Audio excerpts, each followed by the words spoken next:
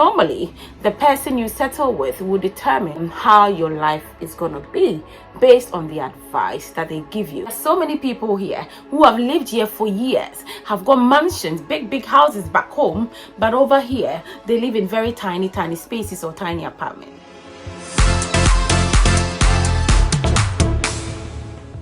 I'm back here again with my crazy self. I hope you missed me. Well, to my returning subscribers, you guys, thank you once again. I say this all the time. Thank you guys, thank you. If you're new here, I hope you click, because you and I are gonna have fun on this channel. My name is Akuya. I'm a nurse in the UK. On this channel I vlog around my work, my family. I talk about nursing sometimes, and I talk about general issues like today is gonna be. I have been in the UK for 10 years, and today I want to tell you about 5 things that I wish I knew, that I wish I had been told, that I don't want to miss out. I don't want you to miss out, especially if you're thinking about moving abroad. It doesn't matter whether UK, US, wherever, or if you've already moved here and you really don't know what to do. Let me advise you, because this is something that most people don't tell you when you first move to the UK or you move abroad.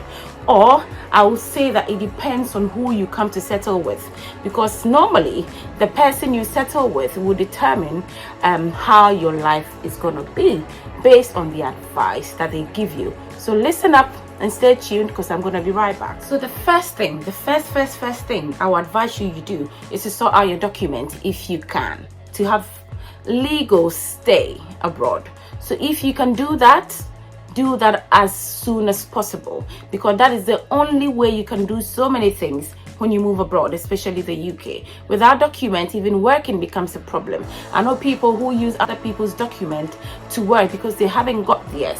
And because they have to use other people's documents, when they pay them, it goes into those people's accounts. Because if you're using their document, it means you have to use their accounts. And some of them even refuse to give you your money once it hits their account. Or they take a chunk of it, a portion of it, and give you the excess, knowing that you cannot report it to the police, because why? You are illegal in the first place. And then when you start working, the fear, the panic of you being caught whilst at work, it's crazy. Even when you're walking outside and you see a police car passing or a policeman standing somewhere, anybody you see in a uniform that you feel might stop you along the way and ask you questions, they don't stop you. But then because you know you are illegal, even when you see those people, there is this panic, there's this fear. So if you can sort out your documents, I would advise that you do that as soon as possible, or in the first year or 2, or however long it's going to take you, but never stop working on getting your documents to have a legal stay when you move abroad. The second thing is housing. Housing is one thing that I think most people, or I would say most people from Africa. I'm from Ghana, so I'm going to talk about Africa, Ghana. Most people, when they move here, even when they have got their documents, the first thing they think of is going to build a house back home. Even the family back home will put pressure on you to build a house back home. They will go like, how can you live abroad and not have a house back home? Your parents, your siblings, your aunties, whoever it might be, will put pressure on you to come and put up a building back home. So I know that there are so many people here who have lived here for years, have got mansions, big houses back home, but over here they live in very tiny spaces or tiny apartments. I would advise you, when you move here, the first thing when it comes to housing to sort out is to get your own house. Get your own house. I don't see the point in building a mansion, building a big house back home when you are not even living in it. I have been in the UK for 10 years, but I tell you, I've been back home just once. So imagine if I have built a house back home and somebody is just living in it. Most of the time it will be a family member. I'm not saying it is bad for family members to live in your home, but then they live in the house, and even when the bulb runs out or whatever happens, they will still call you to send money back home to sort out the house. So they are living in the house most of the time for free, but then if anything happens or anything goes wrong in the house, they will still contact you to send money down or to sort it out. So you have built a mansion back home for somebody to enjoy, or you can rent it out, fine. But You are living in a tiny apartment. People live like I was living in a 1-bedroom with lots of kids in there, and when they show you the house they've built back home, you'll be surprised. So if you've got money, get a mortgage, buy a house. This is your home. Okay, wherever you live or wherever you are living is your home. Make it your home. Make it as comfortable as it can be before you can think of even putting anything back there. Because when you go back home for holidays, how long do you stay there? Because sometimes, you know, when we come, you're like, oh, I'm going to hustle hard, I'm going to work hard and send money and make a lot of money so I can go back home. But most of the time, it's not that case. We end up staying here for years and years and years. But we realize that we've not made any investment where we're living. Where you're living is your home. When you're ready to go back home, you can sell that house you bought here, you can remortgage it or however you want to have it, and use that money to buy a house when you go back home. Now there are estate developers all over back home in Africa. So when you get your money in chunk, you can actually go and buy a house when you're ready to go and resettle back home. So think about that. The next thing is benefits. I know most people rely on benefits when they come abroad, especially in the UK. I don't think there is any benefits in the US. Correct me if I'm wrong.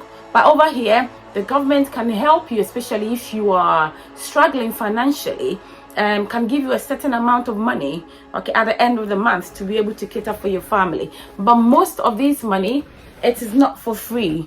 You must have answered some questions before the government gives you money. There are documents, there are so many things, and everything goes on the system.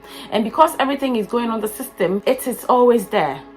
It always will come up. It doesn't just erase as the years go by. So if you tell them some things, I'm struggling, my kids are that, I'm that, and that, and the government gives you benefit, it traps you. Benefits traps you. I know it helps some people who genuinely need it, but I know people who come here and the people advise them, oh, tell them this, tell them that, and they will give you something, the government will give you that, but it will trap you, and then you get trapped in a system where you cannot go further or you cannot progress. And that is what benefit does. So you get trapped in a system, probably live in a council house. I'm not saying council housing is not good. I have been there before. I lived there before I moved out. But if you can get out of that system, because it's a system that is designed to keep you in a certain place. It's a system that is designed for you to not kind of move up certain status. Unless you're satisfied with that, fine. But if you want to be living a certain lifestyle, I would advise that you get yourself out of that benefit system and then be able to cross that bridge. You understand? If you don't, write it in the comment section. I would like to hear your story, or I'd like to hear what you also think. The next thing is, that is the third thing I'm going to talk about, is school. If you can go to school, go back to school as soon as you can. It is never too late. In the UK, they give you the opportunity to go back to school, even if you have to go back to college again, because that's what I did. Because in studying nursing, I had to have a science background, and I did not have science. I wasn't a science student back then. So even I lacked the basis, and I wasn't very good in the integrated science. That is the basic science that we did back then in Ghana. So I did not really have any background in science. So I had to go back to school, college, to go join the younger people. We have something called access to nursing. It depends on what you want to study, but do your research. If you have to go back to college, go back to college, and then have your way into the university, and then come out and become what you want to be. Don't settle for the cleaning and other stuff. I know it's a job. People will say it's a job, but there is so much more out there when you move out, you come abroad. There is so much. Don't be scared. Don't look at your color. If you look at your skin color, you might think, oh, what if I go, will they take me? Even my accent. No. These people are not like that. So far as you qualify, it doesn't matter who you are, they will take you. You just need a qualification. So go back to school if you have to. Don't say I cannot, or how am I going to do this? You do it. College, go back. Uni, go back. Then come out and do a better job. So school, go back. The next thing I'm going to talk about, I think, how many? This is the fifth one. That was the fourth one, actually. I've talked about document, I've talked about housing, I've talked about benefits, I've talked about school. The next one is going to be driving. If you can drive, drive. If you can drive, drive. And I'll tell you, if you can move outside of London, as much as you can do, because when you move outside of London, that is how actually you can get some of the better housing. Because I think when we all move abroad, we all run to London because it is the place that you will see a lot of people that look like you. Normally when you move out, you don't normally see a lot of black people, any other stuff is all, but London, it's like a black town. Everywhere is packed with black people, so it's very common to settle, and it's the place that you can get some of the food that you're used to back home. But if you want to live a better life, I would advise you move outside London and go live a quiet place where you can get better housing. And most of these places you need to be able to drive, because the busing system is not as good as it is in London. So learn how to drive. Learn how to drive.